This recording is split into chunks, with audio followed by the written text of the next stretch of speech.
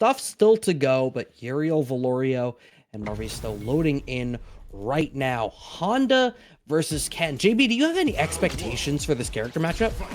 I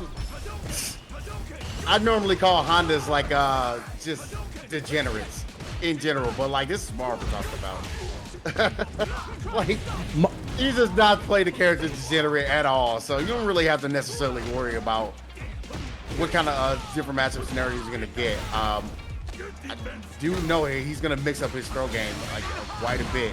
On the level 1 to get out the corner.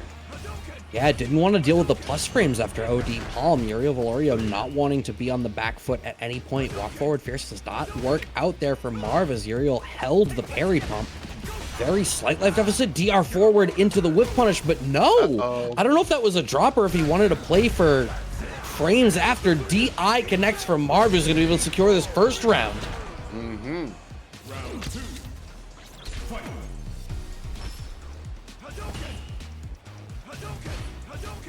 Free coming out. Marv playing this one decently slow, but you can see, wow, he's just wanting for that whiff punish there. And I think that's going to be the problem. If Uriel finds the answer to like slight block back stand fierce at that range, that's going to be a big deal. But if he's not able to find that answer, Marv is going to run away with this. Yeah, man. I think also Uriel probably shouldn't wake up as often as he was doing in some of the other sets. You saw Marv got that trade combo, right? Shit was sick. So like you got to be a little careful coming up with the trade combo, especially since he has locked in on the level 3. Speaking of level 3 getting brought out, Uriel. So Marv has some choices to make here.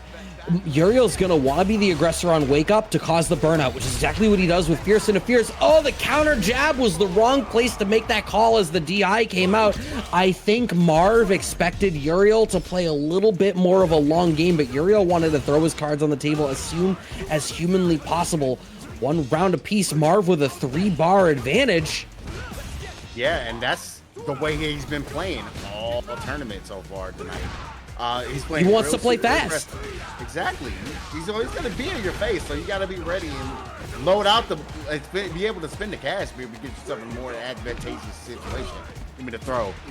Do another one. Oh, there is not a world where Uriel begins blocking, so I love that Marv is picking some non-committal pokes. You know Uriel doesn't want to block and end up in burnout. He's got to make some active choices. That's pretty common, I think, for a lot of players, is once they know they're about to be burned out, blocking no longer is an option. If you as the aggressor recognize that tendency, you can really expose them for it. All right, you see like Marv is now like playing a little bit more of a headbutt heavy game. Like, and I think that's something that Uriel was kind of like hopefully expecting from him. Because that first game, Marv he's just hitting, he was going for whip punch bunnies. So I kind of want to see Marv like stick with that game plan, because this definitely was working out before. I was gonna say, I don't know if I'm bugging, but I don't think I feel like Marv couldn't have thrown more than 2 headbutts in that entire first game. Exactly. Oh, wanted the back throw, but Uriel Velorio just a hair too far away, puts himself in burnout, but we're going to have to spend the level 1 in order to close this out. We just barely don't. This is doable for Marv, but not trivially, does not block the overhead out of the run, and Uriel Velorio is able to take a round here in game 2. Yeah, man, you're not going to be able to block overheads, man, because it was definitely doable even with that. That was the perfect time to be able to get that pixel win. I think it was a 2-touch situation, and you could have saved some bar in order to secure it. Back against the wall. Yeah, OD palms to guarantee the drive damage. I love that DR forward into a choice that beats the anti-air. Uriel Velorio says, if I'm going to burn out, I'm going to do it in neutral. Oh my God, OD butt slam. Yeah, Marv forces the issue. They're both playing these high committal options, but it's working out great.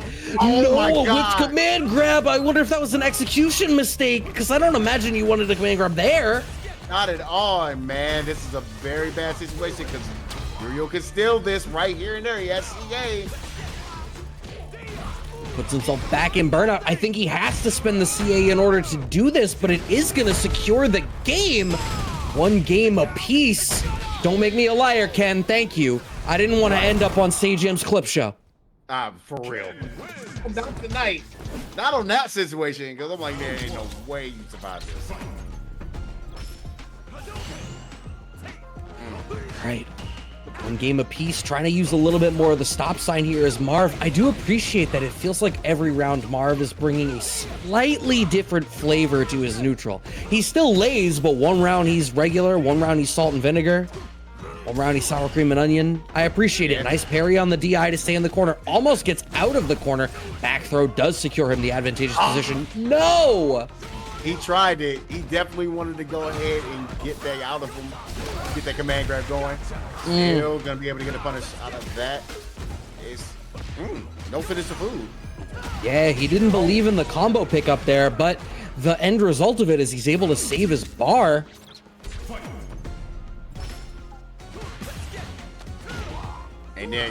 And now Uriel, I guess he's kind of switched up the game plan a little bit, but I think it also is a testament to how Marv is playing right now, because he's trying all these different options starting off per round. It's giving Uriel the option to be like, okay, maybe here's something I can find to be able to finish out the button, be able to get the round that I need. Gonna be level 3, be able to close out this game. We are 2-1 up, and I kind of want Marv to go back into that style of gameplay that he did in game 1. That netted him a real good result. Yeah, it almost feels like we've watched a lot of sets tonight where like players have game plans that are in conflict and one player wins. And then we slowly see the losing player change the game plan. I feel like Marv is changing things a little bit too much, and it's given Uriel too much information too fast.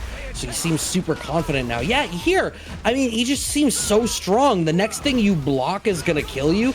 I thought for sure it was going to be another throw, but it's not. Instead, Uriel Velorio going to close this one out with a stun combo and another perfect KO. Set point now for Uriel Velorio, looking to make it into this winner's finals.